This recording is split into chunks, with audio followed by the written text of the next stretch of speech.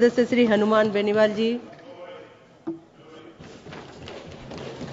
धन्यवाद सभापति महोदय। सदन में आज वित्त विधेयक 2025 पर मैं अपनी बात रख रहा हूं। सभापति जी,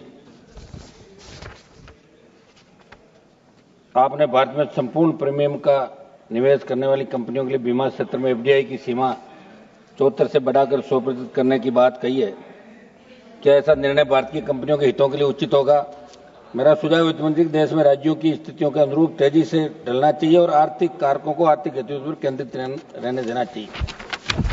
सभापति जी, दवाइयों पर छूट, आपने कैंसर सहित कई दवाइयों पर कस्टम छूट की बात की, लेकिन मैं आपके माध्यम से सदन को अवगत कराना चाहूंगा, आपसे मांग करूंगा मैं सरकार से कि मस्कुलर एट्रोफी और डिस्ट्रोफी जैसी बीमारी के इलाज के लिए विदेश से इंजेक्शन खरीदने पड़ते हैं।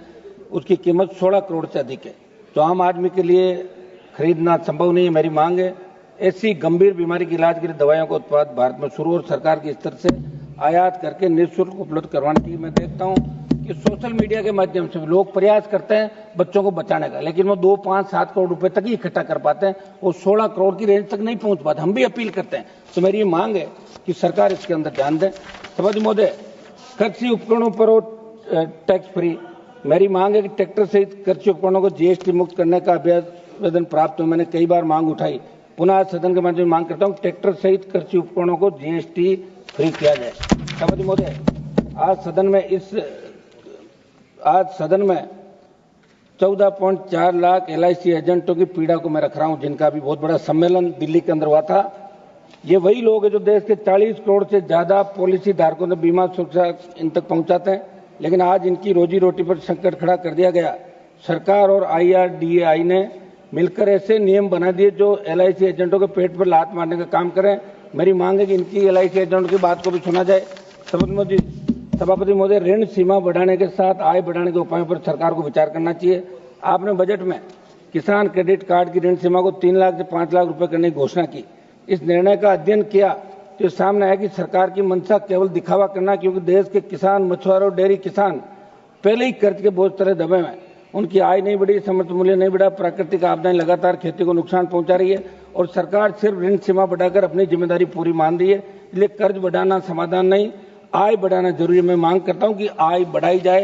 सभापति महोदय, भारत और IIT, सभापति जी, भारत सरकार ने दावा किया कि पिछले 10 वर्षों में IITs में विद्यार्थियों की संख्या 65,000 से बढ़ाकर 1.35 लाख कर दी गई और हाल ही में स्थापित 5 नए IITs में 65,500 छात्रों के लिए अतिरिक्त अधोसंरचना विकसित की जाएगी।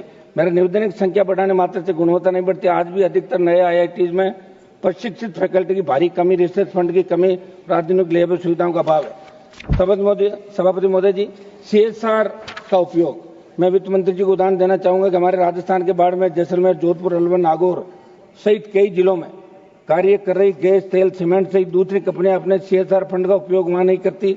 आज जिस गांव से गैस निकलती है उस गांव के प्रत्येक घर में गैस चूल्हे तक नहीं है। इसलिए मेरी मांग है कि कॉर्पोरेट सोशल रेस्पॉन्सिबिलिटी के तहत व्यय की जाने वाली कंपनी के प्रचलन क्षेत्र यानी उस जिले में ही विकास में व्यय करने का आदेश सरकार फरमाए, प्रावधान बनाया जाए। सभापति महोदय, लास्ट में मेरी बात रखूंगा, किसानों को आयकर के दायरे में लाने का जरिया FPO।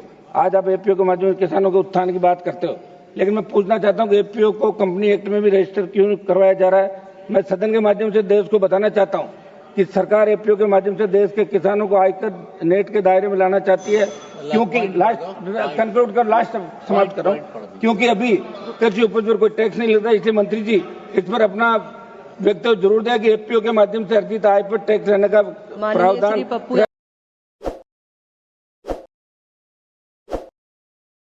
ताज़ा खबरों के लिए विजिट करें द फैक्ट इंडिया की वेबसाइट और डाउनलोड करें द फैक्ट इंडिया ऐप।